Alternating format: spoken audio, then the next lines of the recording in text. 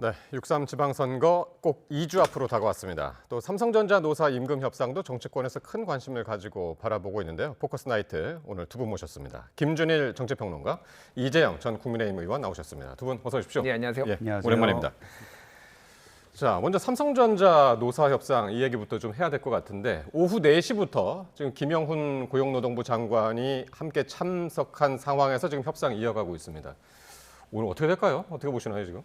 워낙 이게 쟁점이 좀 첨예해서 네. 뭐 진짜 그러니까 좀 뭐라고 할까요? 앞을 알 수는 없는 상황인데 이게 다른 쟁점들은 다 좁혀졌거든요. 예. 그러니까 예를 들면은 영업이익을 얼마를 주고 이거를 몇 년 동안 주고 일시적으로 몇 년 동안 주고 그러는데 이게 지금 누구한테 나눌 것인가가 가장 좀 쟁점이에요. 왜 이런 쟁점이 있는지 좀 간단히 설명을 드리면은 삼성전자는 크게 보면은 DS와 DX가 있어요. 이거는 이제 부문이라고 하거든요. 네. 그 밑에 DS에도 사업부가 있고 DX에도 사업부가 있어요. 예를 들면은 DX는 쉽게 얘기하면은 익스피리언스 그래가지고 이제 소비자. 그래서 휴대전화 사업부 따로 있고 디스플레이 따로 있고 생활가전 따로 있고 네트워크 따로 있고 뭐 이런 것들이 있어요.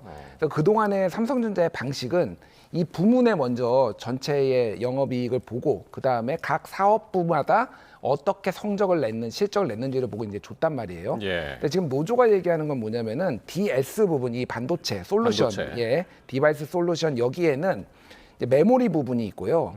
그리고 파운드리 부분이 있고요. 또는 뭐 이제 설계하는데 LSI라고 아이고, 요 세 개가 있어요. 쉽게 예, 얘기하면. 예. 그런데 메모리는 돈을 엄청 벌고 파운드리하고 설계는 돈을 못 벌고 있습니다. 그런데 여기에서 상당수가 예. 파운드리나 LSI에 있었던 사람들이 메모리에서 회사가 이쪽을 키워보겠다고 파운드리 키워보겠다고 옮겨온 사람들이 상당히 있어요. 그럼 내가 메모리에 남아 있었으면은 예. 한 몇 억씩 받는 건데 지금 회사가 가라고 해서 여기 갔더니 한 푼도 못 받게 생겼다. 그러니까 노조의 얘기는 파운드리나 이런 데도 지금 적자가 났더라도 적정량을 줘야 된다라는 거고 회사는 성과주의의 원칙에 따라서 적자 난 데는 못 주겠다. 이게 지금의 핵심 쟁점입니다. 그러니까. 예. 그러니까 노조 얘기도 좀 그 새겨 볼 만한 이야기들이 있다. 구체적으로 이제 들여다보면 이제 그 왜냐면은 말씀이신 것 같은데. 이게 지금 내부 분위기가 너무 안 좋은 거예요. 예. 실제 보면은 내가 회사 가라고 했다가 망했다 뭐 이런 얘기부터 해가지고 나 다시 보내달라. 그리고 기존에 지금 메모리에 있는 사람들은 자기가 예. 연구했던 거 파운드리나 이런 거 다 없애버리고 있대. 혹시 저기다 보낼까봐. 막 이런 좀 어수선한 상황이에요. 회사가 지금. 예, 알겠습니다. 자, 이렇게 그 삼성전자 노조의 총파업이 지금 가시화되고 있는 그런 상황인데 정부가 이제 과연 긴급 조정권을 발동할까? 이것도 관심입니다. 노조의 파업 돌입 못지않게 이제 긴급 조정권이 발동될 경우에도 사회 전반에 영향이 크게 미칠 것으로 보이는데요. 화면으로 정리했습니다. 예, 중앙노동위원회에서 진행된 삼성전자 노사의 2차 사후 조정마저 결렬되면서 노조는 예고대로 21일부터 총파업 돌입을 공식화했습니다. 자, 파업 돌입 하루 전에 김영훈 노동부 장관은 직접 노사의 막판 교섭을 주재하고 나섰지만 끝내 타협점을 찾지 못하면 파업으로 이어질 수 있는 상황이죠. 앞서 정부는 긴급 조정권 발동도 거론을 했습니다. 정부는 국민경제 보호를 위해 긴급 조정을 포함한 가능한 모든 대응 수단을 강구하지 않을 수 없습니다.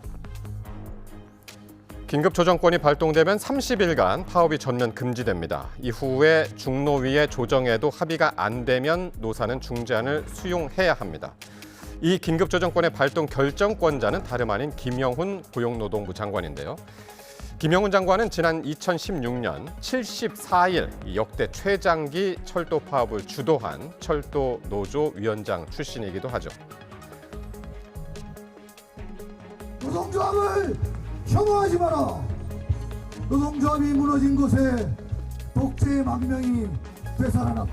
오늘 우리의 투쟁은 기억하고 잊지 말자. 예, 이후 이재명 정부의 노동부 장관으로 돌아온 김 장관에겐 이제 삼성전자 노조의 파업을 멈춰 세워야 할 역할이 맡겨졌습니다. 파업 강행 시에 막대한 경제적 손실이 우려되지만 김 장관이 긴급 조정권을 발동할 경우 쟁의 행위권을 확보한 이 노조의 파업을 강제로 막는 셈이어서 노동계의 강력한 반발을 피하기 어려운데요. 이 노조위원장 출신이기도 한 김 장관으로서는 노동자로서의 가치관과 또 국무위원으로서의 책임감 사이에 고심이 깊을 것으로 보입니다.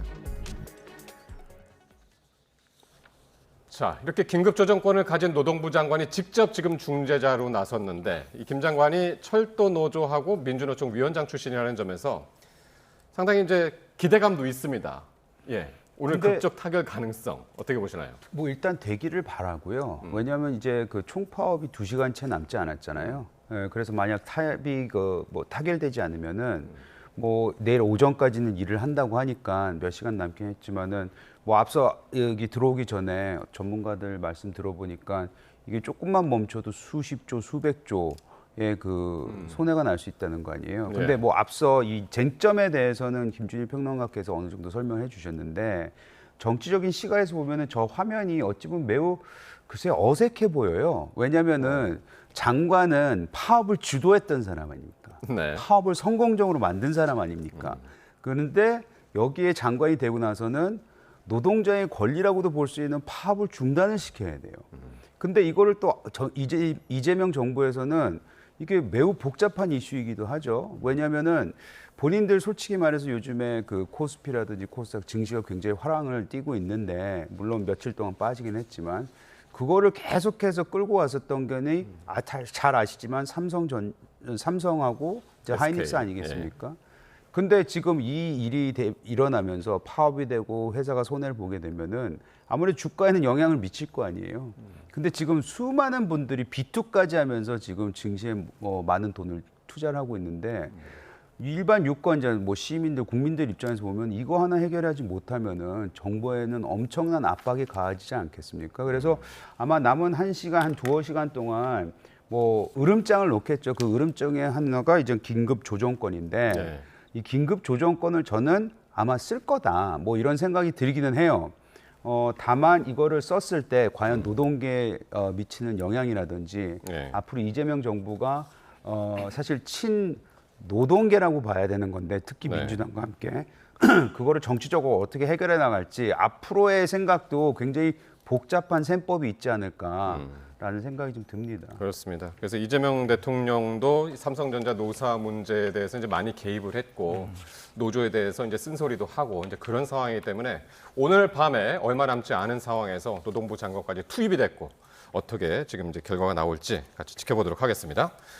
자, 이제 2주 앞으로 다가온 지방선거 이야기 해보겠습니다. 이 공식 선거 운동이 이제 몇 시간 남지 않았습니다. 오늘 자정부터 이제 시작이 되는데, 자, 그 첫날 동선을 보면은 여야가 각각 이제 정청래 민주당 대표는 이제 서울로 이제 시작을 하고 국민의힘에서는 대전하고 부산으로 가는 것 같습니다.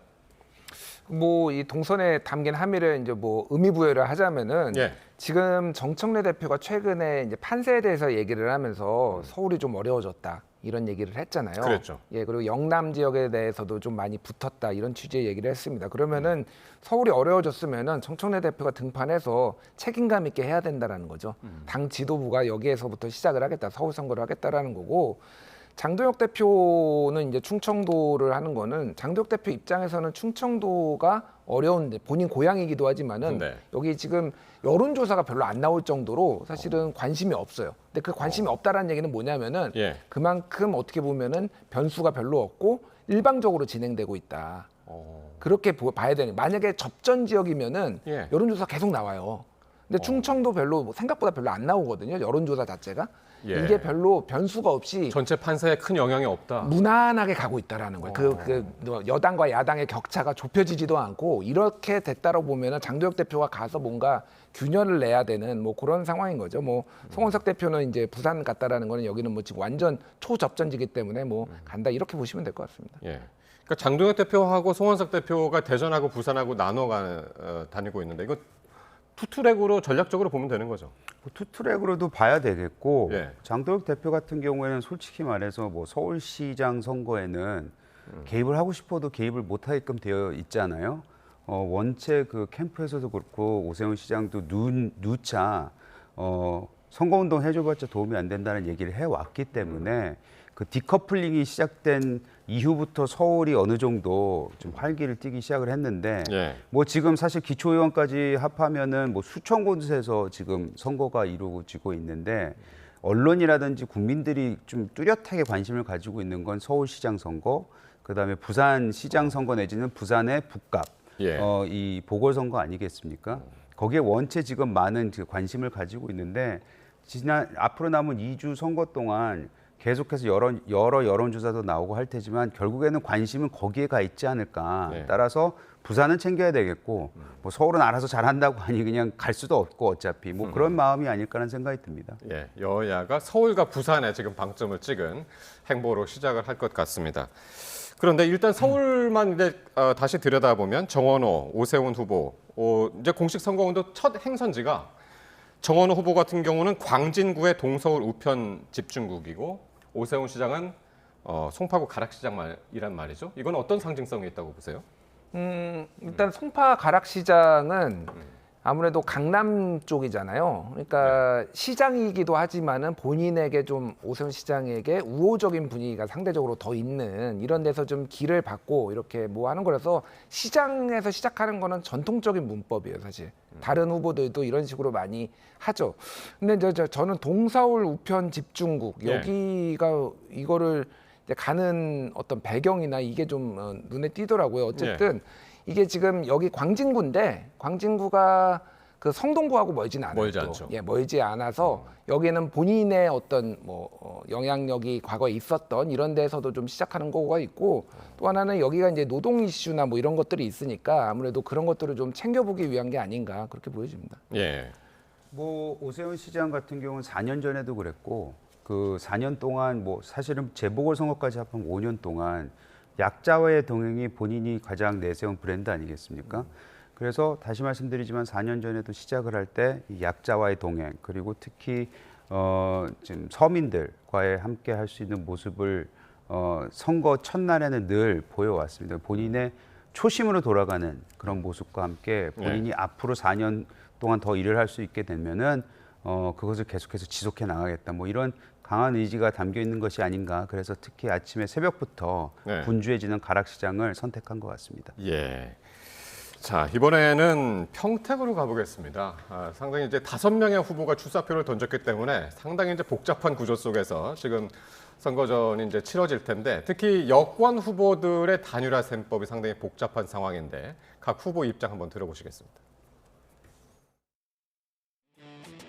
지금으로서는 가능성이 매우 희박하죠. 조국 후보 또는 조국 혁신당이 보여주고 있는 모습은 완전히 구태스러운 선거 문화라고 생각을 합니다. 선관위의 후보 등록이 이루어졌기 때문에 후보가 동의하지 않는 단일화는 불가능합니다. 어떤 국힘 제로는 이미 여론조사 또는 평택을의 민심에서 이미 이루어지고 있고 평택을 선거는 조국이냐 아니냐의 문제로 이미 정리가 된 상태다 봅니다. 그래서 유희동 후보가 갑자기 1위가 되는 상황이다. 그걸 가정을 한다면 그런 경우는 다 힘을 모아야 되겠죠. 예, 역시 평택도 가장 큰 이슈가 이제 단일화인데 그 중에서도 이제 진보 진영 단일화. 김용남 민주당 후보는 단일화에 일단 선을 그었는데 조국 후보는 같이 공동 공약 발표까지 이제 제안하면서 자신으로의 단일화를 지금 주장을 하고 있습니다. 예. 그러니까 조국 후보는 지금 최근에 이제 합당 얘기까지 본인이 얘기했거든요. 네. 그리고 내가 더 민주당스럽다 뭐 이런 거를 얘기를 하잖아요. 그러면 이 흐름 자체가 이상하지가 않은 거예요. 그러니까 민주당에 나는 입당할 거고 내가 민주당의 뭐 적통 싸움 뭐 이런 걸로 지금 걸어놓은 상황이니까 예. 단일화를 하더라도 나는 내가 이길 수 있고 단일화를 해서 내가 민주당에 오히려 도움이 되거나 민주 진보 진영의 승리를 이끌겠다라는 게 조국 후보의 전체적인 맥락이라고 보면은 김용남 후보는 일단은 제가 보기에는 감정이 많이 상한 것 같습니다. 조국 후보의 네거티브와 뭐 이런 거에 그런 부분이 하나가 있는 것 같고 예. 사실은 지금 단일화 논쟁이 만약에 빠져들기 시작하면은 이거는 이 블랙홀 같은 거거든요. 그러면은 오히려 본인이 잘할 수 있는 장점 같은 게 좀 희석이 되는 거죠. 예. 그래서 지금은 단일화에 선을 긋는 거고 저는 뭐 다른 거를 떠나서 저도 이제 오랫동안 정치를 봐왔는데 지금 대체적으로 보면은 1, 2등을 지금 조국 김용남 조국 이 두 분이 하고 유이동 후보가 대체적으로 3등 정도가 아니냐 이렇게 보잖아요. 3등을 막기 위해 1, 2등이 단일화를 하는 거는 제가 한 번도 본 적이 없어요, 살면서.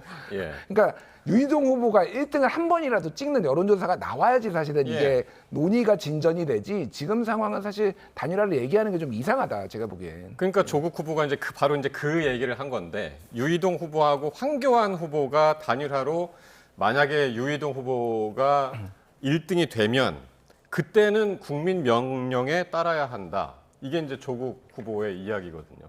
그러니까 뭐 유이동 의원하고 전 의원하고 황교안 네. 전 대표하고의 단일화에 대해서는 우리 진영에서도 보수 진영에서도 가능성을 꽤 높게 보더라고요. 그래서 그것이 만약 이루어진다면은 말씀하신 대로 뭐 조국이 1, 2등이지만 갑자기 뭐 유이동이 1위가 될 수도 있고 2등이 될 수도 있잖아요. 예. 그때는 이제 조국 후보하고 김영남 후보 간의 단일화가 좀 박차를 가할 수가 있겠죠. 근데 이거는 뭐 사실 이 선거를 보면서 민주당 진영, 소위 말하는 진보 진영의 정치인으로서 봤을 땐 참 재미있는 일들이 일어나고는 있어요. 왜냐하면 모든 계파가 다 들어가 있어요. 뭐 친문도 들어가 있고 과거 계파까지 포함해서. 그 다음에 뉴 이재명이라는 뭐 새로 생긴 것 같은 그런 계파도 있고 네. 요즘엔 며칠 전에는 뉴 조국이라는 것도 생겼다고 하더라고요. 아, 그래요? 뉴 조국이 지금 현재 민주당 의원들인데 조국을 지지한다거나 뭐 이런 조 후보를 이런 사람들이 나타나면서 예. 뉴 조국도 나타나고 해서 민주당 그 특히 진보 진영을 바라보면은 여기가 이제 뭐 원체 부자라서 그런지 모르지만 나눠 먹을 게 많아서인지 여러 가지 갈래로 지금 분열이 되고 있는 건 아닌가, 이게 미래의 민주당의 모습이 아닌가라는 뭐 생각은 좀 해보는 지점입니다. 그럼 그 최근에 이제 몇 번 이제 여론조사들이 이제 계속해서 이제 나오고 있는데 한번 봤으면 좋겠는데 이제 이 단일화가 이슈인 지역들이 이제 주로 이제 여론조사 결과들이 나오고 있는데요. 먼저 MBC 여론조사 결과를 보면은 김용남 후보가 31, 그리고 조국 후보가 27, 3등 유이동 후보가 17 나오고 있고요. 황교안 후보가 7, 김재현 진보당 후보가 이제 2% 지금 지지도를 보이고 있고 또 한 장 있죠. 예. 요 뉴시스 여론조사 결과를 보면은 순위가 좀 바뀝니다. 김용남 후보가 25.5, 조국 후보가 29.3으로 1등이고요. 1등으로 나왔고요. 이게 지금 오차범위 내기 때문에 순위를 말하는 것은 뭐 큰 의미가 없습니다만 수치상으로는 그렇습니다. 유이동 후보가 22.4, 그래서 세 후보가 전부 20% 되고 여기에서 황교안 후보가 9.4를 찍습니다. 김재현 후보는 6.0. 지금들 말씀하셨습니다마는 그 보수 진영 후보들 유이동, 황교안 후보가 특히 황교안 후보가 여론조사마다 한 7에서 9%대 여기서 지금 상당히 높게 나오고 있단 말이에요. 비교적.